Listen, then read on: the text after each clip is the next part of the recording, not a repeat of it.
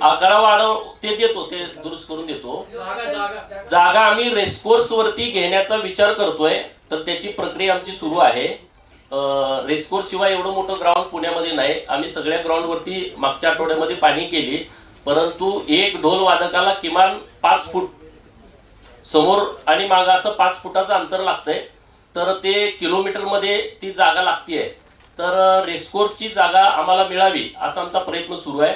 तर ती जागेची परवानगी मिळाल्यानंतर तो कार्यक्रम रेसकोर्सच्या जागेवरती होईल।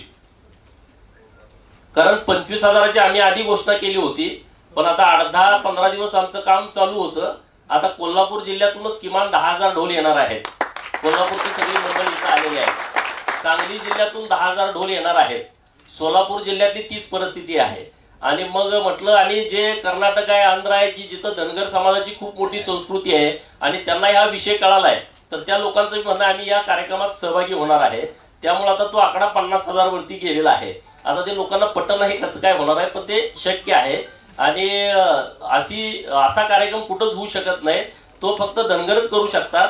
हे वर्ल्ड रेकॉर्ड धनगरच करतील, आणि पुन्हा कोण मोडायचं असेल तर ते धनगरच मोडू शकतोय। एवढा मोठा सांस्कृतिक वारसा कुठल्या समाजाला नाही, आणि त्यामुळे त्याचं जतन करणं ही आमची जबाबदारी आहे। म्हणून हा एक वेगळा कार्यक्रम आम्ही अहिल्या देवींच्या जयंतीच्या निमित्तानं पुण्यात करतोय। कार्यक्रमाला प्रमुख पाहुणे कोण असतील?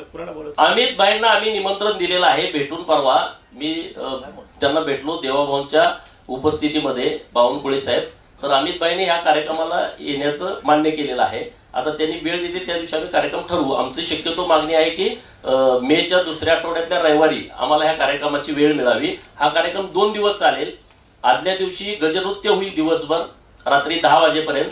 आमची परवानगी आम्ही सीपी साहेबांना आम्हाला परवानगी द्या, कारण 500 ग्रुप